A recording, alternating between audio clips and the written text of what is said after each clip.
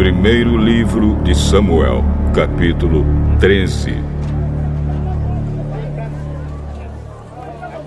Saul já era adulto quando se tornou rei e governou o povo de Israel 2 anos.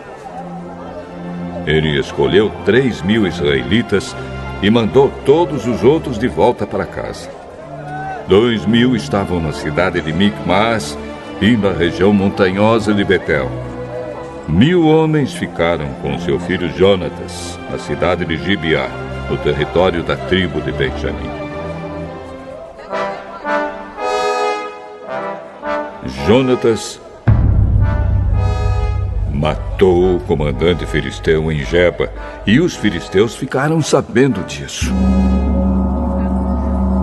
Aí Saul mandou mensageiros para tocarem corneta por todo o país, chamando os hebreus para a guerra. E todo o povo ouviu esta mensagem. Saul matou o comandante dos filisteus e agora eles estão com ódio dos israelitas. Então o povo respondeu ao chamado e foi juntar-se a Saul em Gilgal.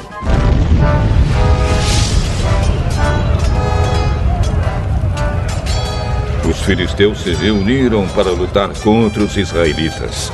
Eles tinham 30.000 carros de guerra, 6.000 cavaleiros e tantos soldados quanto os grãos de areia da praia do mar. Foram até Micmas, a leste da cidade de Bet-Avém, e acamparam ali. Os israelitas perceberam que estavam sem saída e numa situação muito difícil. Alguns se esconderam em cavernas e em buracos, e outros entre rochas, em covas e em poços. Outros ainda atravessaram o rio Jordão e foram para as terras de Gade e de Gileade.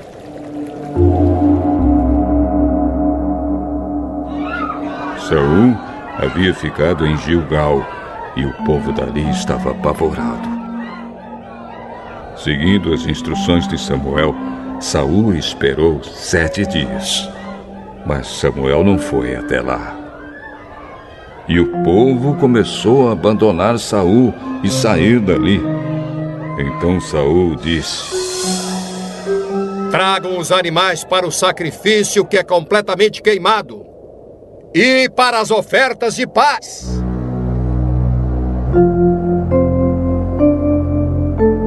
Ele ofereceu o sacrifício. E quando estava terminando, Samuel chegou. Saul foi ao encontro dele para o cumprimentar. Mas Samuel disse: o que foi que você fez, Saul? Eu percebi que o povo estava me abandonando e indo embora. Você também não veio como havia prometido. E os filisteus já estavam reunidos em Micmas. Aí eu pensei, os filisteus vão descer a Gilgal para me atacar.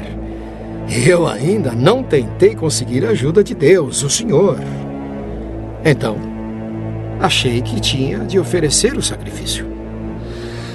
O que você fez foi uma loucura. Você não obedeceu à ordem do Senhor nosso Deus. Se tivesse obedecido, Ele teria deixado que você e os seus descendentes governassem o povo de Israel para sempre. Mas agora, você não continuará a governar. Você desobedeceu ao Senhor. E por isso, Ele vai encontrar um homem do tipo que Ele quer e o fará chefe deste povo.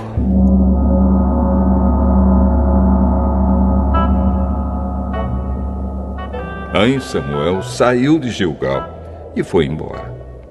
Saul, acompanhado pelo resto do povo, também deixou Gilgal e foi para junto dos seus soldados em Gibeá, no território da tribo de Benjamim. Então ele fez uma contagem dos seus soldados. Eram mais ou menos 600 homens. Saul, o seu filho Jonatas e os seus homens ficaram em Geba, no território de Benjamim. Os filisteus estavam acampados em Micmas. Os soldados filisteus saíram para patrulhar em 3 grupos. Um grupo foi na direção de Ofra, na terra de Sual. O outro seguiu rumo a Bet-Horon e o terceiro na direção do monte de onde se avista o vale de Zeboim e o deserto. Os filisteus haviam proibido os hebreus de fazerem espadas e lanças. Por isso não havia nenhum ferreiro na terra de Israel. Assim, quando os arados, as enxadas, os machados e as foices dos israelitas precisavam ser amolados, eles os levavam aos filisteus.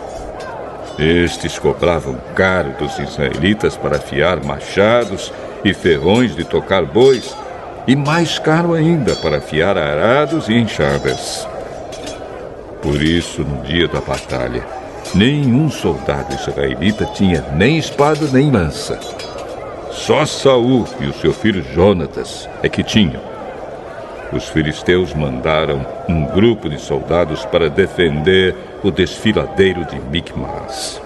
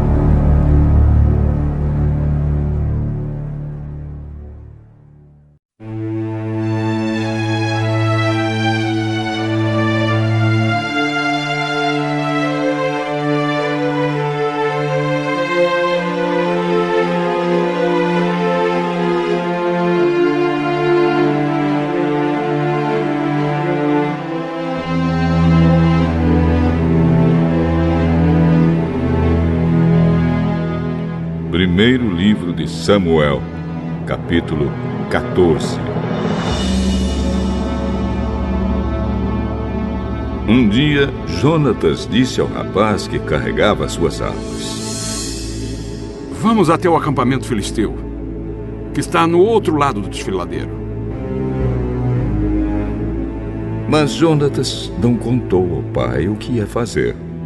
Saul estava em Migron, perto de Gibeá, acampado debaixo de um pé de romã. Com ele estavam mais ou menos 600 homens. O sacerdote que usava o manto sacerdotal era Aías, filho de Aitub e sobrinho de Icabô. Icabô era filho de Finéias e neto de Eli, que havia sido sacerdote do Senhor Deus em Siló. Os homens não sabiam que Jonatas havia saído do acampamento. No desfiladeiro que Jonatas tinha de atravessar para chegar ao acampamento dos filisteus, havia 2 grandes pedras, uma de cada lado da passagem. Uma era chamada de Bozês e a outra de Senê. Uma estava no lado norte do desfiladeiro, de frente para Micmas, e a outra no lado sul, de frente para Geba. Jonatas disse ao rapaz que o acompanhava: Vamos até o acampamento desses filisteus pagãos. Pode ser que o Senhor nos ajude. E se Ele nos ajudar, nada poderá impedi-lo de nos dar a vitória, ainda que sejamos poucos. Faça o que achar melhor. Eu estou com o senhor. Muito bem. Vamos até lá. Deixemos que aqueles homens nos vejam. Se eles disserem para ficarmos parados, até que cheguem perto de nós, nós obedeceremos.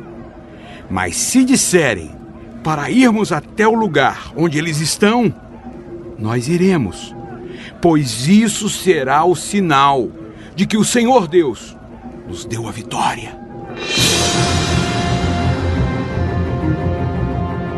Aí os 2 deixaram que os filisteus os vissem E estes disseram: Vejam, alguns hebreus estão saindo das tocas, onde estavam escondidos.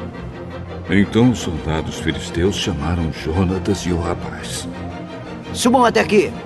Queremos mostrar uma coisa a vocês. Jonatas disse ao rapaz: Siga-me, pois o Senhor Deus deu ao povo de Israel a vitória sobre os filisteus. Ele subiu engatinhando e o rapaz o seguiu. Jonatas ia atacando e derrubando os filisteus, e o rapaz ia matando eles. Nesse primeiro ataque, eles mataram cerca de 20 homens, em uma área de mais ou menos 1.200 metros quadrados. Todos os filisteus que estavam no acampamento ficaram apavorados. Os patrulheiros e os soldados do acampamento tremeram de medo. A terra também tremeu, e houve uma grande confusão.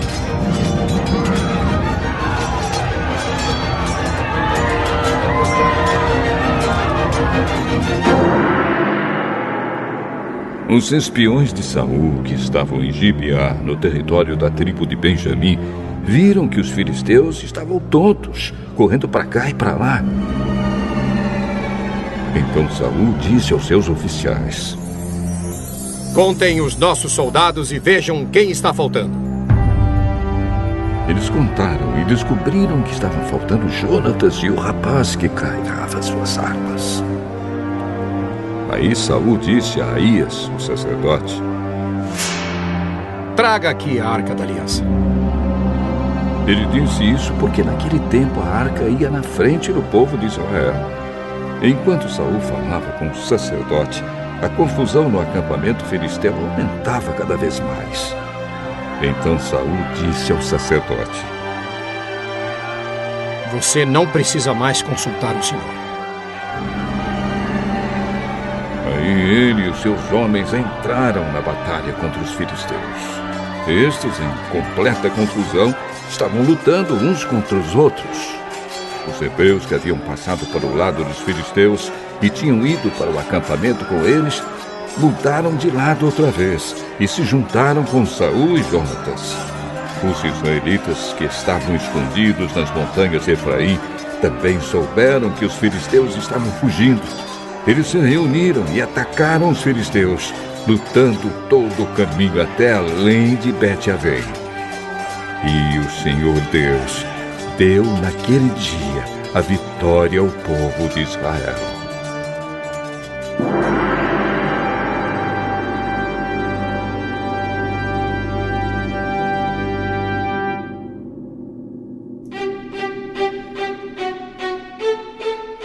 Naquele dia os israelitas estavam fracos de fome, porque Saul havia feito este juramento: quem comer qualquer coisa hoje, antes de eu me vingar dos meus inimigos, será amaldiçoado. Por isso ninguém tinha comido nada o dia inteiro. Todos eles chegaram a um bosque e ali acharam mel por toda parte. As árvores estavam cheias de mel, mas ninguém comeu nada, porque eles estavam com medo do juramento de Saul.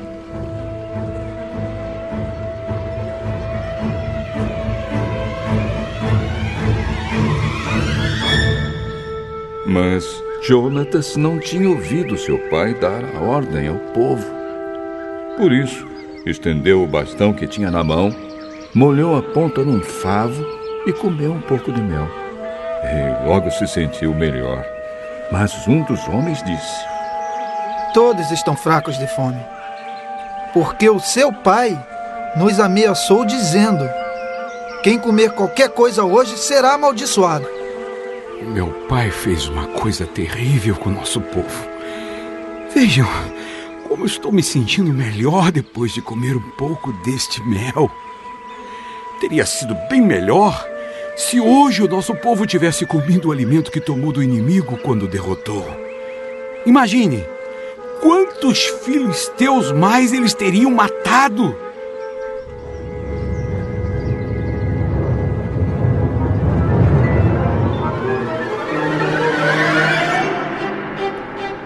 Naquele dia, os israelitas derrotaram os filisteus, lutando desde Micmas até Aijalon. A essa altura, os israelitas estavam muito fracos de fome. Por isso, avançaram sobre o que haviam tirado dos inimigos, isto é, as ovelhas, as vacas e os bezerros, e os mataram ali mesmo, e comeram a carne com o sangue. Aí alguém foi dizer a Saul: olhe, o povo está pecando contra Deus, comendo carne sem primeiro deixar escorrer o sangue. Isso é traição! Olhem aqui para mim uma pedra grande. Vão para o meio do povo e digam a eles que tragam aqui o seu gado e as suas ovelhas, e que os matem e os comam aqui, e que não pequem contra Deus comendo carne com sangue. Por isso, naquela noite, todos trouxeram o seu gado e o mataram ali. E Saul construiu um altar para o Senhor Deus. E esse foi o primeiro que ele construiu. Aí Saul disse aos seus soldados: vamos descer de noite e atacar os filisteus. Até o amanhecer, nós tomaremos tudo o que eles têm e não deixaremos nenhum filisteu vivo. Faça o que achar melhor. Mas o sacerdote disse: primeiro, vamos consultar a Deus. Aí Saul perguntou a Deus: devo atacar os filisteus?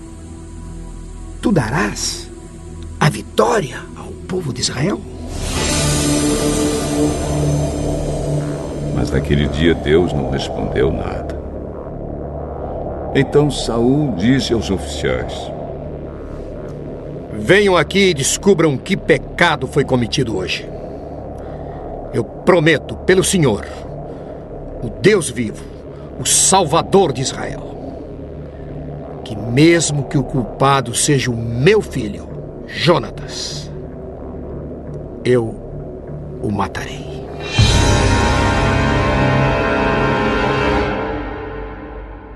Mas ninguém respondeu nada. Então Saul ordenou: fiquem todos de um lado. Eu e o meu filho Jonatas ficaremos do outro. Faça o que achar melhor. Então Saul disse ao Senhor, o Deus de Israel: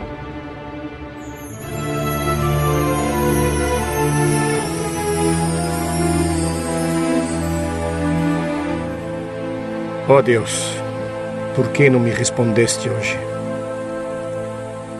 Ó Senhor, Deus de Israel, responde por meio do sorteio. Se a culpa for minha ou de Jonatas, responde pela pedra marcada, Urim. Mas, se a culpa for de Israel, o teu povo, responde pela pedra marcada, Tumim.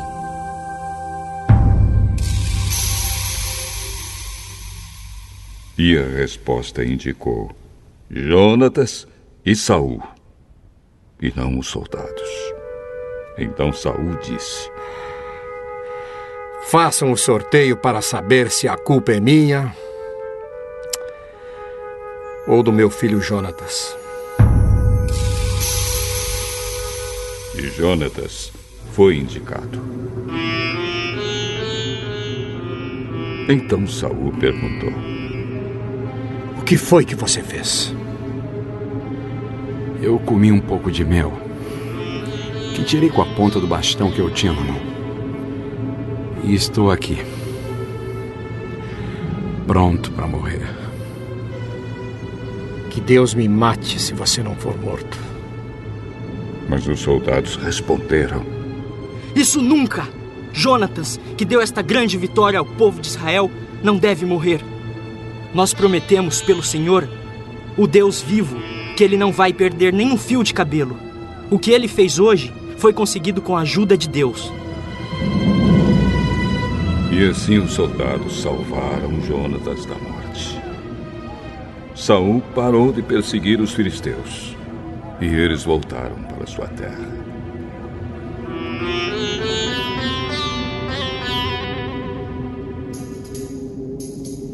Depois que se tornou rei de Israel, Saul lutou contra todos os povos vizinhos que eram seus inimigos. Os povos de Moabe, de Amon e de Edom, os reis de Zoba e os filisteus. E em toda parte em que lutava era vitorioso. Saul lutou corajosamente e venceu os amalequitas. E defendeu o povo de Israel de todos os ataques.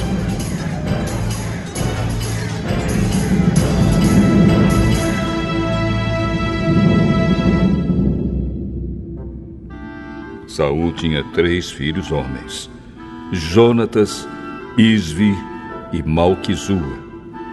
A sua filha mais velha chamava-se Merabe e a mais nova, Mical. A sua mulher chamava-se Ainoa e era filha de Aimaas. O comandante do exército de Saul era o seu primo Abner, filho de seu tio Ner.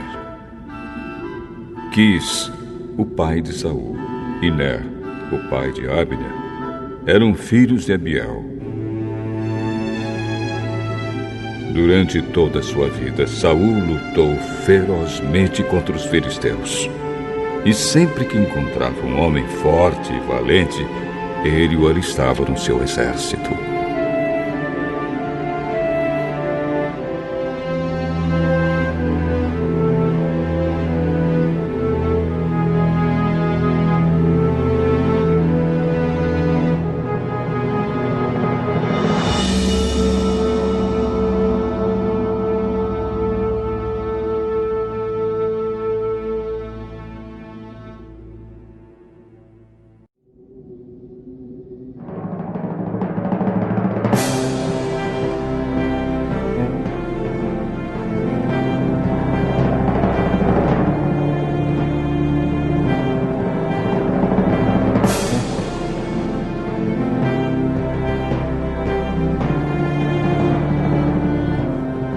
Segunda Carta aos Coríntios, capítulo 6.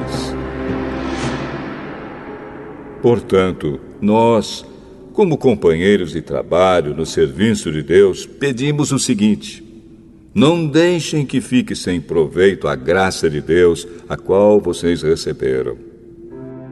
Escutem o que Deus diz.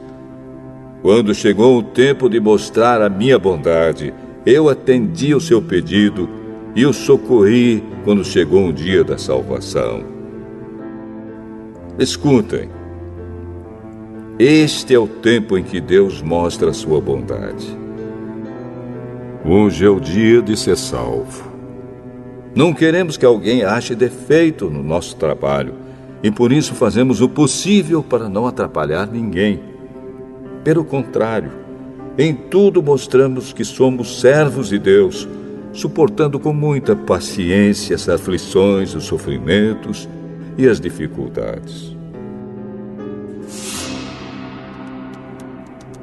Temos sido chicoteados, presos e agredidos nas agitações populares. Temos trabalhado demais. Temos ficado sem dormir e sem comer. Por meio da nossa pureza, conhecimento, paciência e delicadeza, mostramos que somos servos de Deus. Por meio do Espírito Santo, temos mostrado isso pelo nosso amor verdadeiro, pela mensagem da verdade e pelo poder de Deus. Por vivermos em obediência à vontade de Deus, temos as armas que usamos tanto para atacar como para nos defender. Somos elogiados e caluniados. Alguns nos insultam. Outros falam bem de nós. Somos tratados como mentirosos, mas falamos a verdade. Somos tratados como desconhecidos, embora sejamos bem conhecidos de todos. Somos tratados como se estivéssemos mortos. Mas, como vocês estão vendo, continuamos vivos. Temos sido castigados, mas não fomos mortos. Às vezes ficamos tristes, outras vezes ficamos alegres. Parecemos pobres, mas enriquecemos muitas pessoas. Parece que não temos nada, mas, na verdade, possuímos tudo. Queridos amigos de Corinto, temos falado francamente e temos aberto completamente o nosso coração para vocês. Não temos fechado o nosso coração. Vocês é que têm fechado o coração de vocês para nós. Eu falo com vocês como se vocês fossem meus filhos. Tenham por nós os mesmos sentimentos que temos para com vocês e abram completamente o coração de vocês para nós. Não se juntem com descrentes para trabalhar com eles. Pois como é que o certo pode ter alguma coisa a ver com o errado? Como é que a luz e a escuridão podem viver juntas? Como podem Cristo e o diabo estar de acordo? O que é que um cristão e um descrente têm em comum? Que relação pode haver entre o templo de Deus e os ídolos? Pois nós somos o templo do Deus vivo, como o próprio Deus já disse. Eu vou morar e viver com eles. Serei o Deus deles, e eles serão o meu povo. E o Senhor Todo-Poderoso diz: saiam do meio dos pagãos e separem-se deles. Não toquem em nada que seja impuro, e então eu aceitarei vocês. Eu serei o pai de vocês, e vocês serão meus filhos e minhas filhas.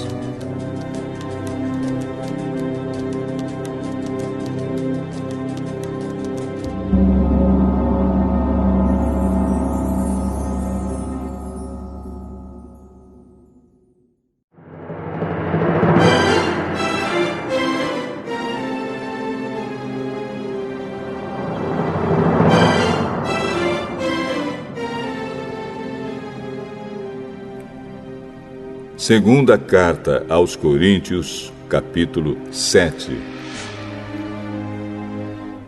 Meus queridos amigos, todas essas promessas são para nós. Por isso, purifiquemos a nós mesmos de tudo que torne impuro o nosso corpo e a nossa alma. E, temendo a Deus, vivamos uma vida completamente dedicada a Ele. Deem um lugar para nós no coração de vocês. Nós não prejudicamos ninguém, não causamos a desgraça de ninguém e não procuramos tirar vantagem de ninguém. Não digo isso para condenar vocês, pois, como eu disse antes, vocês são tão amados por nós que estamos sempre juntos, tanto para morrer como para viver. Tenho muita confiança em vocês e me orgulho de vocês. No meio de todas as nossas aflições, eu continuo muito animado e cheio de alegria. Mesmo depois de termos chegado à província da Macedônia, não descansamos nada. Em todos os lugares houve problemas, lutas com os de fora e medo no nosso coração. Porém, Deus, que anima os desanimados, nos animou com a chegada de Tito. E não foi somente a chegada dele que nos animou, mas também a informação dada por ele de que vocês o animaram. Ele contou que vocês estão com saudade de mim e disse que estão muito tristes e estão prontos para me defender. Por isso, agora estou mais feliz ainda. Não me arrependo de ter escrito aquela carta, embora vocês tenham ficado tristes por causa dela. Quando soube que a carta os deixou tristes por algum tempo, eu poderia ter ficado arrependido. Mas agora estou alegre, não porque vocês ficaram tristes, mas porque aquela tristeza fez com que vocês se arrependessem. Aquela tristeza foi usada por Deus, e assim nós não causamos nenhum mal a vocês. Pois a tristeza que é usada por Deus produz o arrependimento que leva à salvação. E nisso não há motivo para alguém ficar triste. Mas as tristezas deste mundo produzem a morte. Vocês suportaram a tristeza da maneira que agrada a Deus. E vejam agora os resultados. Isso fez com que vocês levassem a sério o assunto e resolvessem se defender. Fez também com que vocês ficassem zangados e com medo. Depois ficaram com vontade de me ver e resolveram castigar o culpado. Em tudo isso, vocês mostraram que não tiveram nenhuma culpa naquele caso. Portanto, embora tivesse escrito aquela carta, eu não a escrevi por causa de quem ofendeu, nem por causa da pessoa que foi ofendida.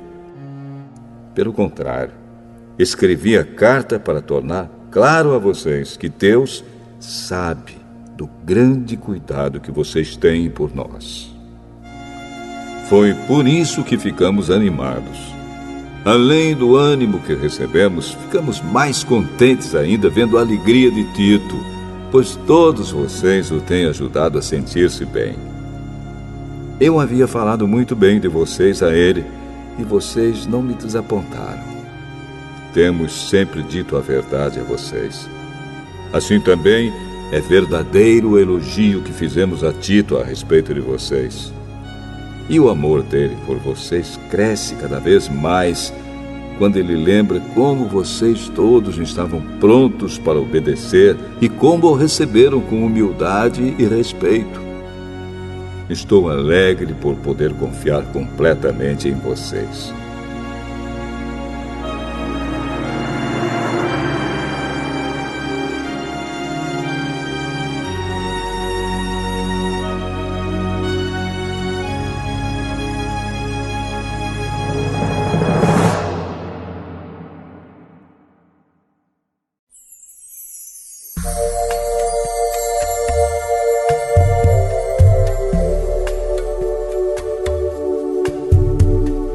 Salmo 126. Canção de Peregrinos. Quando o Senhor Deus nos trouxe de volta para Jerusalém, parecia que estávamos sonhando. Como rimos e cantamos de alegria. Então as outras nações disseram: o Senhor fez grandes coisas por eles. De fato, o Senhor fez grandes coisas por nós, e por isso estamos alegres. Ó Senhor, faze com que prosperemos de novo, assim como a chuva enche de novo o leito seco dos rios. Que aqueles que semeiam chorando façam a colheita com alegria. Aqueles que saíram chorando, levando a semente para semear, voltarão cantando, cheios de alegria, trazendo nos braços os feixes da colheita.